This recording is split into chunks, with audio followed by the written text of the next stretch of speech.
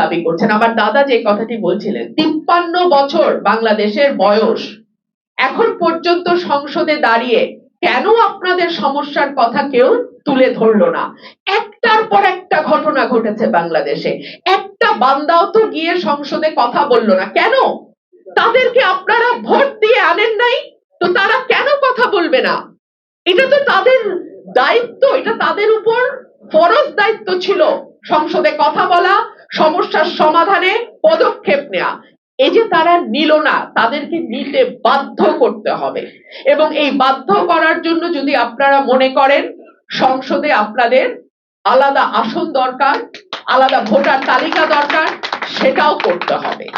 কারণ আমার সংবিধান বলছে যারা সমাজে বিভিন্ন কারণে বঞ্চিত হয়ে আছে, কিছুটা হয়তো পিছিয়ে পড়ে আছে, তাদের জন্য বিশেষ ব্যবস্থা নিতে রাষ্ট্রকে কোনো কিছুই বাধা দিবে না।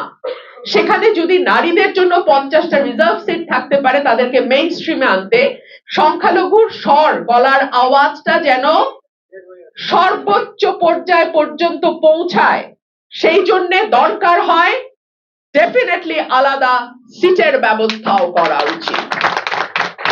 শেষ, আমি আর বক্তব্য দীর্ঘায়িত করব না, আমি শুধু এটুকুই বলবো, বাংলাদেশে ঈদ যেমন আনন্দে উদযাপিত হয়, বাংলাদেশে পূজাও সেভাবে আনন্দে উদযাপিত হবে, বাংলাদেশে বড়দিনও সেভাবে আনন্দে উদযাপিত হবে, বাংলাদেশে বৌদ্ধ সম্প্রদায়ের যেই উৎসব পূর্ণিমা, সেটাও সেভাবে আনন্দের সহিত উদযাপিত হবে।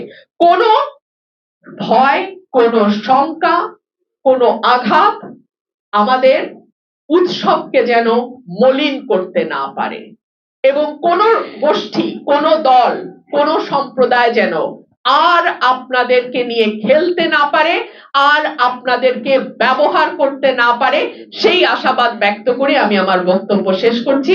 আপনাদের সবাইকে অসংখ্য ধন্যবাদ আমাকে কিছু সুযোগ দেওয়ার জন্য।